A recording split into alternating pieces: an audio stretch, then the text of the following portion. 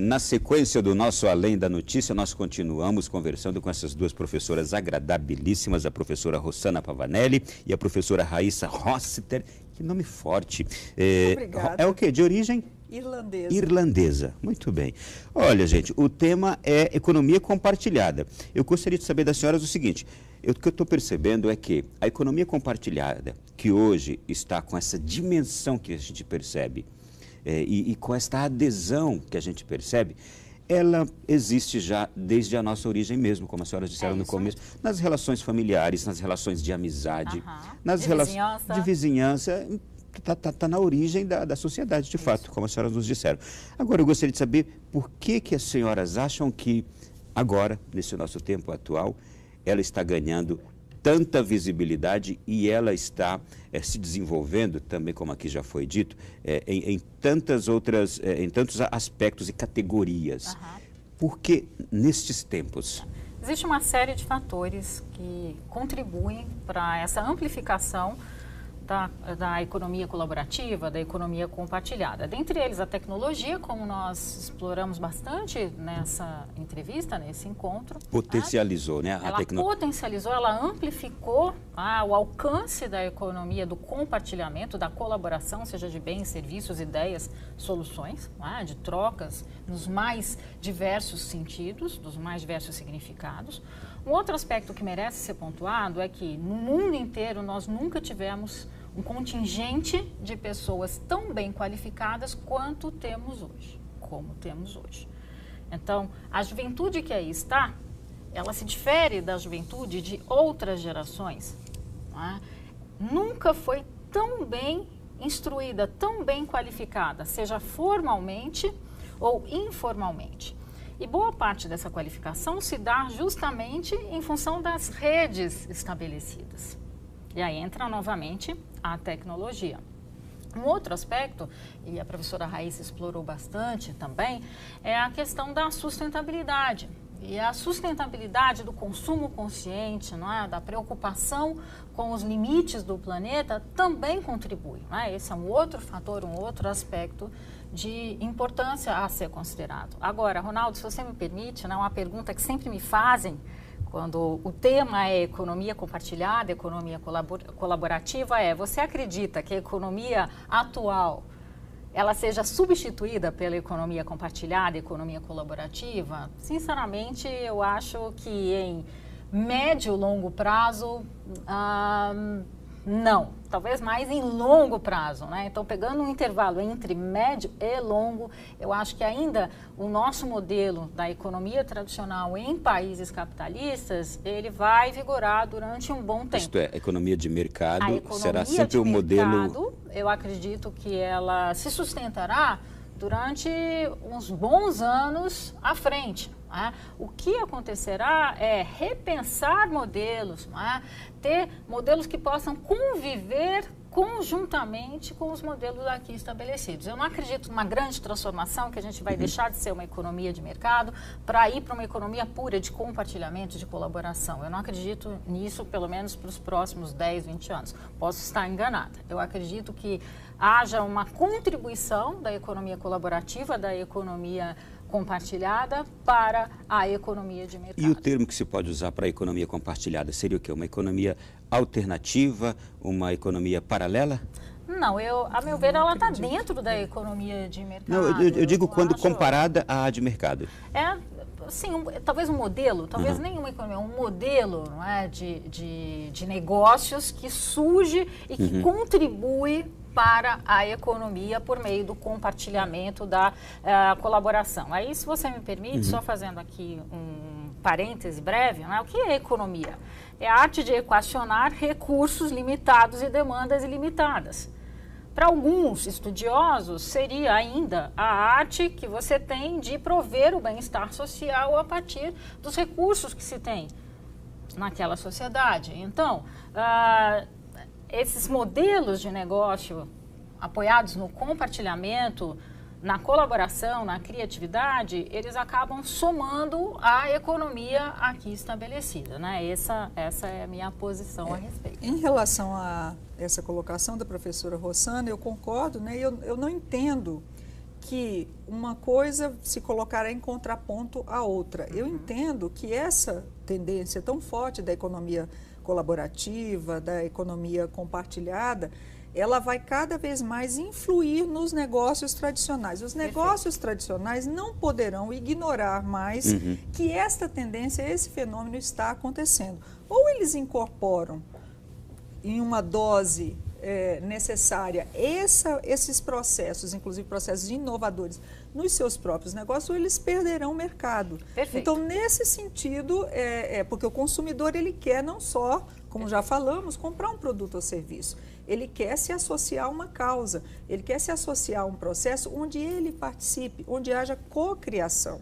Então, nesse sentido, nós vemos já grandes empreendimentos e até pequenos, mas a gente lembra imediatamente de algumas grandes organizações que já estão praticando isso, estão trazendo o consumidor para dentro do processo, um peer-to-peer. É a pessoa de pesquisa e desenvolvimento de dentro de uma grande organização trabalhando em modelos colaborativos com o consumidor daquele produto final para sair algum produto inovador com valor agregado na ótica do consumidor. Então, o consumidor não só mais recebe o produto, ele participa da produção, do desenvolvimento daquele bem ou serviço. Isso é uma modalidade de trazer também a relação mais próxima do consumidor para dentro da organização. E também, concordando com tudo que as senhoras estão nos dizendo, eu imagino que também o próprio consumidor, a própria sociedade, não vai abrir mão mais desse recurso, dessa novidade que é a economia compartilhada, como, por exemplo, a gente está vendo a briga do Uber aí, mas a sociedade quer o Uber. E a sociedade, se você me permite, Ronaldo, a sociedade quer o Uber e a sociedade precisa do modelo Uber. Pouca gente conhece, mas como funciona o modelo Uber? É um modelo em rede, você tem prestadores de serviço que precisam ser pré-qualificados para prestar aquele serviço. Então, ao usar o serviço Uber, você é obrigado a avaliar. E se aquele prestador de serviços tiver uma avaliação abaixo da linha de corte estabelecida, que é altíssima, ficar acima de 9, ele simplesmente é descredenciado. Olha que lindo esse modelo, que deveria e pode ser adaptado a qualquer negócio. Ele protege o valor, ele protege a qualidade, tudo aquilo que o consumidor, que o cliente quer. E ele empodera o cliente. Exatamente. Quem determina se o serviço vai permanecer não é o provedor, é o cliente. Já pensou se nós tivéssemos esse poder com os governos que a gente tem? Mas nós temos. Basta que nós nos exercitemos. É verdade, é uma questão de exercício. É que com o Uber o poder é mais imediato. É verdade. E, Ronaldo, se você ainda me permite, esse tipo de modelo acaba influenciando os modelos tradicionais aqui estabelecidos, como, por exemplo, os táxis. Sim. Muito interessante. Em São Paulo tem táxis que já estão rodando com dificuldade de perceber, né? Atrás do banco com água, barrinha de cereal, jornal. Quando que a gente entraria num táxi? E no Rio vai começar agora. Tipo Rossana, e de terno algum. Isso então, é a uberização. É a uberização. É a concorrência. Acho bem-vinda a concorrência em qualquer formato. Então, esses novos modelos de negócio, eles acabam contribuindo para que os modelos aqui estabelecidos sejam repensados, sejam aprimorados. Isso é bastante positivo para o país e, com certeza, para nós consumidores. Olha, a senhora disseram aqui também, a professora Rossana disse algo aqui que me chamou muito a atenção. Nunca tivemos tantas pessoas qualificadas no mundo como atualmente. Isso quer dizer que nós precisamos ter também uma vida mais qualificada, valores valores são valores, mas valores mais qualificados, seria possível isso? Se temos mais pessoas qualificadas, isso quer dizer, é possível que o mundo tenha mais qualidade, que a vida tenha mais qualidade, que o ser humano tenha mais qualidades. É isso que a economia compartilhada também ela pode inspirar, não é? Com Sim, certeza. com certeza. Eu, na experiência com jovens na universidade, eu tenho ficado, assim, encantada de perceber o nível de conhecimento, o nível de preparo e de visão desses jovens, e não só visão no sentido individual, mas visão de senso de coletividade. Então, como eu estava dizendo... A senhora me deixa muito contente com essa notícia, hein? Porque quando a gente também ouve análises da nossa juventude hoje, a gente se preocupa, não é? Eu tenho tido gratas surpresas, né, ao conviver mais de perto neste ano com jovens universitários e perceber que eles têm uma visão de mundo muito maior do que nós imaginamos à distância. Então, trabalhando com ideias de empreendimentos, ideias de empreendedorismo e inovação com esses jovens, eu estava dizendo aqui no nosso bate-papo, no intervalo, que de 5 projetos, 4 se voltam para prestar um serviço que não é somente com uma finalidade lucrativa. E são ideias que visam atender a comunidade, são ideias que visam promover o bem-estar. Por exemplo, nós temos um projeto lá, não vou citar detalhes porque são ideias inéditas que eles estão desenvolvendo, mas de atender a população idosa aqui do Distrito Federal, aproximando pessoas que tenham uma vocação, um talento, um conhecimento e tenham tempo disponível para conviver e transmitir, compartilhar um pouco desse conhecimento com pessoas idosas, né? Então, essa é uma ideia fantástica que vem ao encontro de tudo que nós estamos falando. Uma outra é criar processos e serviços para atender a própria população dos jovens dentro da universidade, pensando no bem-estar deles, o bem-estar físico, no bem-estar emocional, né? Então, prestar algum serviço, eu não vou falar porque senão eu trago aqui todo o ineditismo, eu não posso atrapalhar aí o projeto deles, mas a ideia de prestar um serviço coletivo à comunidade universitária dentro da UNB. Então, eu posso trazer aqui uma conclusão? Sim. A economia compartilhada, ela humaniza as relações. Aquelas relações que estavam se distanciando somente no âmbito mercadológico, elas voltam também àquilo que a sociedade também anseia nos tempos de hoje. A humanização, as relações, o fortalecimento das relações, com o fortalecimento dos valores, com o fortalecimento da relação de confiança, como a senhora citou no começo. Via não colaboração, é isso? Né? Sim, Sobretudo via colaboração. Porque parece uma relação mais humana. Sim, e um outro ponto que também merece destaque nesse momento, pessoa Ronaldo, a pessoa, né? Pessoa a pessoa. Um outro ponto que merece destaque é que, além de nós termos um contingente de pessoas extremamente bem qualificadas, né, nós temos, da outra ponta, uma limitação para absorvê-las no mercado. Não é por menos que esses novos modelos surgem em resposta à própria limitação no mercado.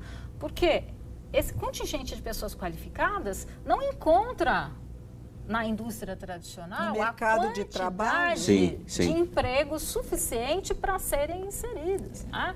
Então, aí surgem os modelos alternativos de negócio e que acabam contribuindo com todo o mercado. E eu até diria, e que bom que elas não encontram lugar no mercado tradicional. Excelente. Para ver que uma adversidade pode ser transformada em uma oportunidade. E em momentos de crise, isso é fantástico. De estimular quem hoje está fora do mercado de trabalho ou busca uma complementação de renda a ser incluído nessa chamada economia do intangível, seja por economia criativa, economia colaborativa, economia compartilhada, enfim, não importa o nome. É buscar fazer a diferença. Não é? E você perguntou, acho que foi no outro bloco, a respeito de que conselho nós daríamos, não é? Se nós estamos falando em bases de compartilhamento de conhecimento, talvez um conselho importante seja busque parcerias. Meu pai tinha um ditado muito antigo, uma andorinha só não faz verão. E esse ditado eu trago comigo até hoje. Então, busque compartilhar o seu conhecimento. Busque estabelecer uma rede não somente para comunicar e para distribuir a sua produção, os seus bens, os seus serviços, sejam eles cobrados ou não, com troca financeira, monetária ou não. Né? E o outro conselho é corra risco. Porque o empreendedor brasileiro, ele muitas vezes tem a falsa visão de que ele vai empreender a partir de um planejamento estratégico ou de um projeto, e se ele fizer bem feita essa etapa de planejamento, ele elimina os riscos. Riscos são impossíveis de serem eliminados.